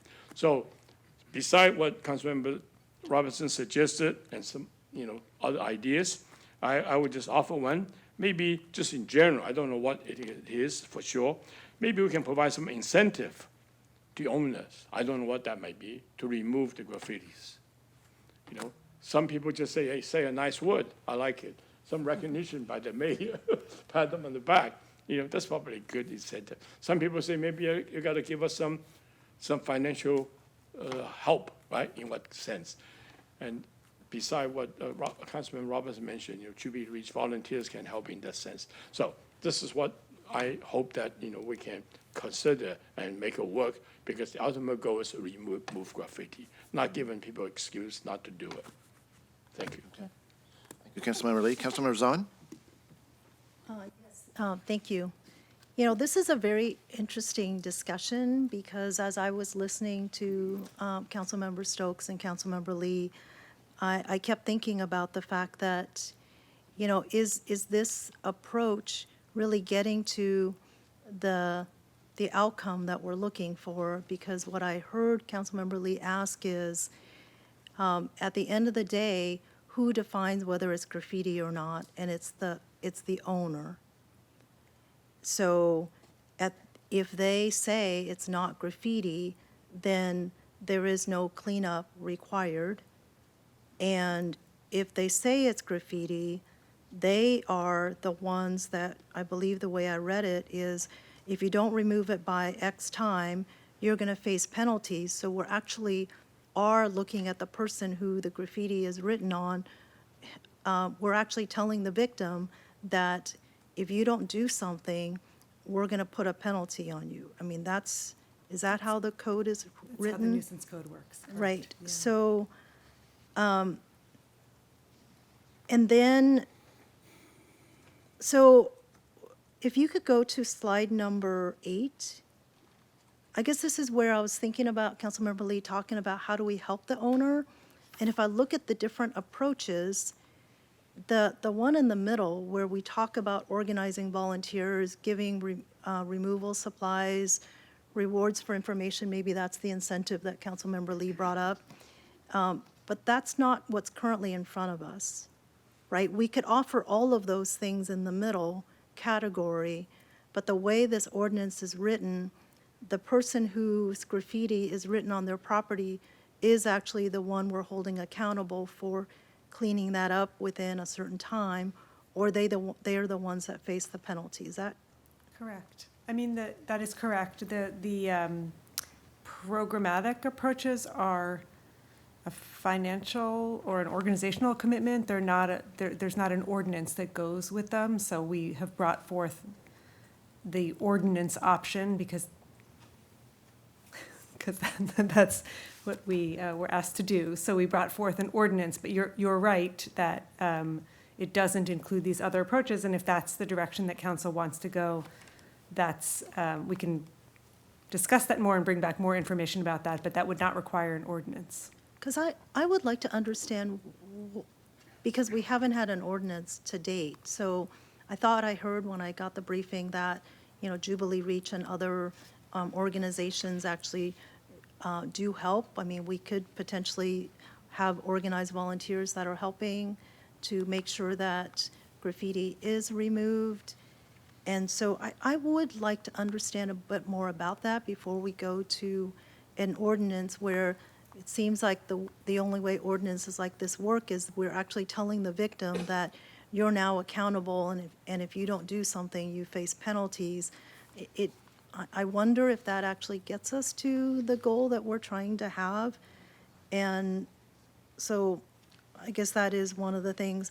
And then to Councilmember Robertson's point, I do remember that there is a anti-graffiti coating or a paint that can be put on so that if you end up with a building surface that gets tagged, it's much easier to clean off than, so is that something else we could look at from the standpoint that as we have, buildings and paint, that we could require some kind of anti-graffiti coating so that even if something gets tagged, it's an easy kind of a spray off, kind of a clean out. So I'd like to understand a bit more about that one as well, unless you can address it right now. So Councilmember Zana can take that. So regarding whether it's strictly a programmatic approach or strictly an ordinance, or if there's some combination, that's really what we were hoping tonight the conversation could be amongst the council members so that we can think about it. We know there are a lot of different opportunities and ways to address the problem. We all, I think, share that there is a problem. And so there's a lot of different ways to approach that. So we're really hoping to get some direction on it if you would like us to consider other options in addition to an ordinance, or if you really just want to go with other options. So I really appreciate that you're all starting to talk about the different options that are available here. So I've been taking notes, and at the end we'll try and kind of summarize and make sure that we're addressing what you would like to see addressed as we come back with further information. Regarding the graffiti-resistant paint, I think it would be challenging, quite just being honest, to require that. However, I think it's something that Councilmember Robertson suggested maybe we can really provide some good information to the development community. It is something that I'd like to learn more about. I have not, been real involved with it. What I understand is that it works really well for the removal of graffiti, but it's also really hard if you ultimately want to change something out on the building later. And so there are some challenges with it as well as some benefits. But it may be that it's a great thing. We can provide some resources for people around that, and they may choose to use that in their new construction. Definitely a resource that we need to look further into. But that's another thing we can bring back more information on. So Yeah, I think all of these are great ideas. Maybe in a frequent tagged surface that having some anti-graffiti coating. So I would like to understand what some of the other options are so that we are able to look at this in a thoughtful way of all the options available.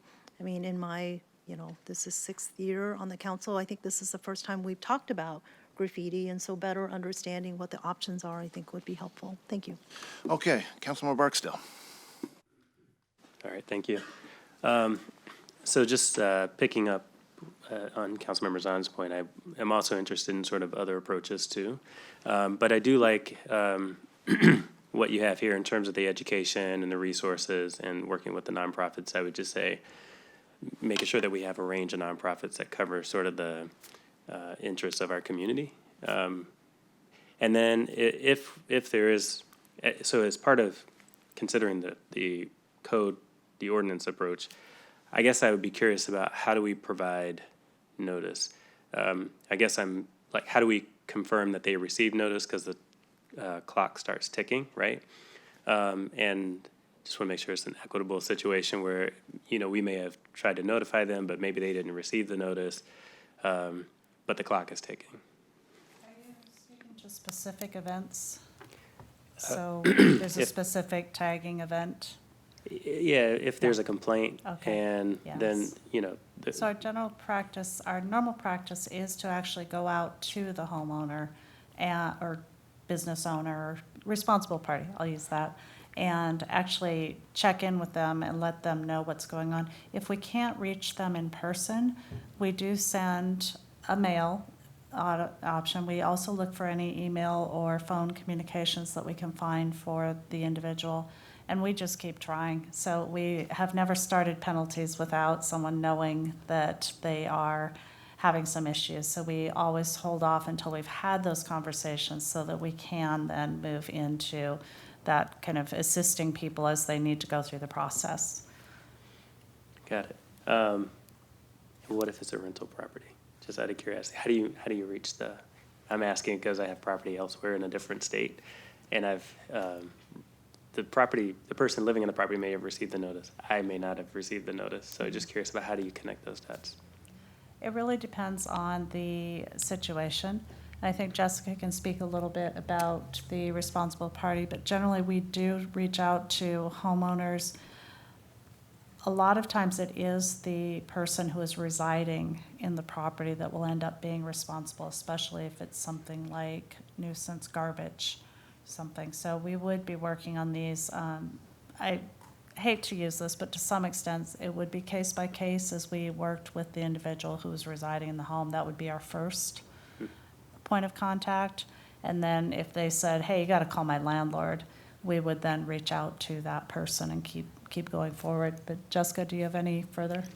I guess I would say we do in our code have a section about how to serve the person who is responsible. So we do have to contact them by mail or in person.